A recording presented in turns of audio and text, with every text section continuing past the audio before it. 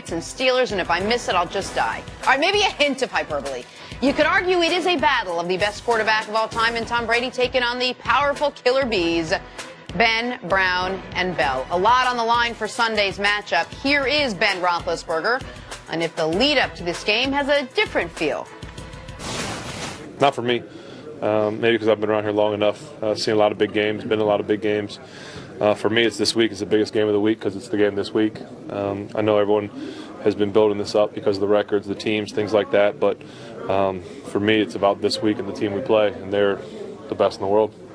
I'm excited for this game. I'm excited for how excited he is. I think everyone's kind of getting up to see what happens. CeCe, what do you think? What's the biggest key to this matchup?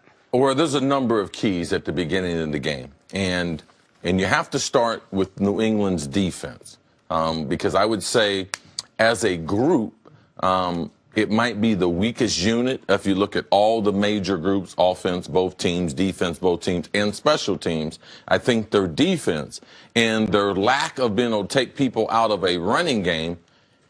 How do they stop the Pittsburgh Steelers? How many people do they commit to the line of scrimmage? I believe that Le'Veon Bell is going to touch the ball at least 25 times. So I know that's a huge part of the game. And people say, well, New England, they always take away your best weapon. Well, it's really hard when it's a running back.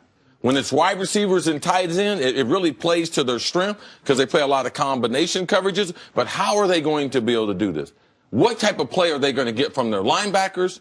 And ultimately, if they can't stop the run, they're not going to be able to beat the Pittsburgh Steelers.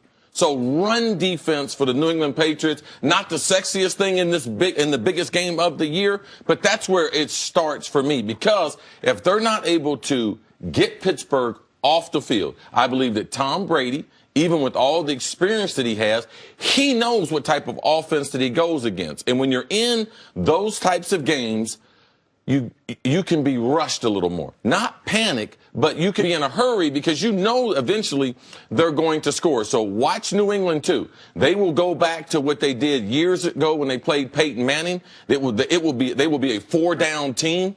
So when they get to midfield, watch for them to go for it more on 4th down than they normally would because they know of the offensive explosion. He knows his defense is weak. So these are the things, New England's defense and how well they play. Can they turn it around after a poor first month and play like they did? You shouldn't be wearing a couple of games. They give up too many yards, but we need their red zone defense, which has been excellent, to be like their field defense, which hasn't been that good. So that's what I'm looking at to start the game. It starts with defense. I think that as we get into it, some other conversations, they'll be a little more sexy. But defensively, New England's defense, they are the biggest question mark going into this game. So to build off what you said, question is, can you tackle Le'Veon Bell in space? They're not going to be the Patriots, unless I'm misdiagnosing this, are not going to have a lot of opportunities to gang tackle Le'Veon Bell just because of the numbers of it. Yes. If we believe that Antonio Brown is going to be double teamed throughout the majority of this football game, there's 2 of your 11 focused on him. So you got 9 guys to worry about the other 10 guys on the Steelers offense. And so the question is, like CeCe mentioned, the Patriots' weak spot, which is not just their defense, but in particular their linebacking core. They got a couple good players on the D-line, and they've spent a lot of money in their secondary. Their linebacking core, can they get Le'Veon Bell to the ground? Because what we know is the Steelers have won 14 games in a row when Le'Veon Bell hits 100 yards from scrimmage. If Le'Veon Bell gets off, the Steelers win football games. Now, I understand those 14 haven't come against New England. They haven't come against Tom Brady. But the flip side of it, as far as removing the Patriots defense from it and looking at the offensive matchups, I think most people believe one spot the Patriots have an advantage is at quarterback in this game, is the Brady versus Big Ben. And I think it's noteworthy that over the last 2 months, these 2 quarterbacks, we can show the audience, they've been the same guy. Yes. The last 2 months of football, since the Jacksonville game, Brady has him nudged in completion percentage. Ben's got him barely in yards per attempt. Their touchdown interception ratio is nearly identical. Their passer rating is essentially identical. So over the last 2 months, both of these guys have been playing at a very high level. So if the quarterback spot's going to be a wash, if you're talking about how they're going to score points, Le'Veon Bell on one side of the ball, Rob Gronkowski on the other side of the ball. Antonio Brown, Dion Lewis, and James White.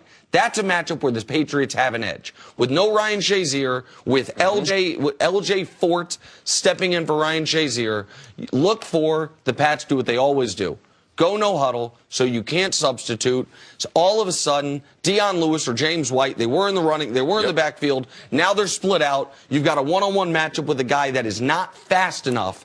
And, I mean, we have seen the Patriots take advantage of that matchup against every team they can that doesn't have that dominant inside line. Right, and another thing, just for fans to watch, if you want to watch something that's really interesting, New England, when New England goes empty backfield and they move a running back outside, now a lot of times they do this as a decoy or a dummy shift.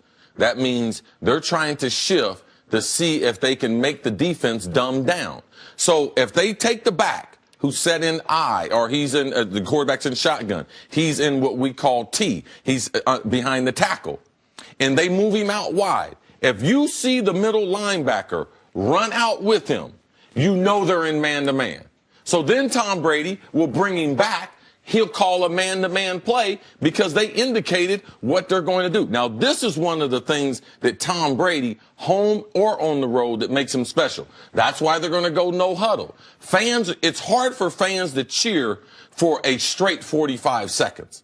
So they like to cheer when you get close to the ball, but it's hard when you're in no huddle and at the visiting stadium. That's why more teams now go no huddle on the road, because it's an advantage, because fans aren't educated enough to be able to cheer the whole time, nor have the capacity to be able to do it. So these are some things that really be interesting as we watch the game. That's such a good point. What about with both teams coming in? Who has the advantage? One team coming off a great game, Ben Roethlisberger throwing for over 500 yards, great momentum, feeling really good about him and his team. You know, the other team coming off a terrible game where Tom Brady really struggled. Who do you think has more momentum? We talk about a chip on your shoulder and about the momentum coming in. Which one do you think Nick or CC works in their favor? It's hard to have momentum after a loss. Not unless you're just going to try to lie to your team or something fluke happens, either weather or someone plays spectacular. Now, you can't say that New England, after a Monday night, a short week, that they have any type of momentum. Now, what they have is focus. Sure. But Pittsburgh has momentum. Pittsburgh has been mounting at this. Pittsburgh had a shaky September. They were okay in October. It's not as if they lost, but how they played. Now, they have run off a number of games where you can say they're the best team in football because of the winning. And if it's I would agree with CC about the momentum the part. word momentum was incorrect. No, I I just know mean exactly who is the advantage. The psychological edge, almost, if there is one in this game, I think would go to New England, because they're in a position they're almost never in. All of a sudden, they're a desperate team. You might say, why? How are they desperate? Second best record in the AFC. They're 10-3. If they lose this game, they're not the 1 seed. Right. Yeah, they know the magnitude of it. They know that if they want the playoffs to go through Gillette, they have to win this football game. So they have that going for them. I want to just circle back real quick to something I said yesterday. And CC, you said, well, I can't remember that ever happening. We were talking about Tom Brady. And I said, you know, there's a scenario that exists where Brady plays great, but the Patriots still lose because the Steelers' offense is so good. And CC, you were like, well, I can't remember. You're going to have to show me that that's happened. So our amazing researcher, Dustin, looked this up.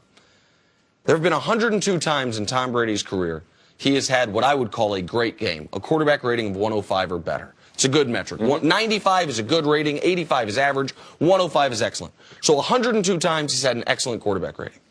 The New England Patriots are 102 in those games. Those 2 losses both to Peyton Manning. So, to CC's point, there are not a lot of paths to victory for the Steelers that don't involve getting to Tom Brady, making him uncomfortable, forcing a turnover for the 3rd straight game for Brady, because when Brady's been really, really good, the Patriots are essentially unbeatable, which is the point CC was alluding to yesterday, and now that I've been able to look it up, I can say Doff my cap to you, sir. It's a good point. And you also make a good point that the Patriots don't find themselves in this position very often. They haven't played an important game like this in like 11 weeks, basically. So this, for the first time, there's a lot on line, and it means a lot to them in the AFC. Coming up, Packer fans have been dreaming about Aaron Rodgers coming back. Not the way Nick has his crazy dreams. We'll tell you those another time. But is the Nicotine patch Panthers' dreams, defense baby. a nightmare?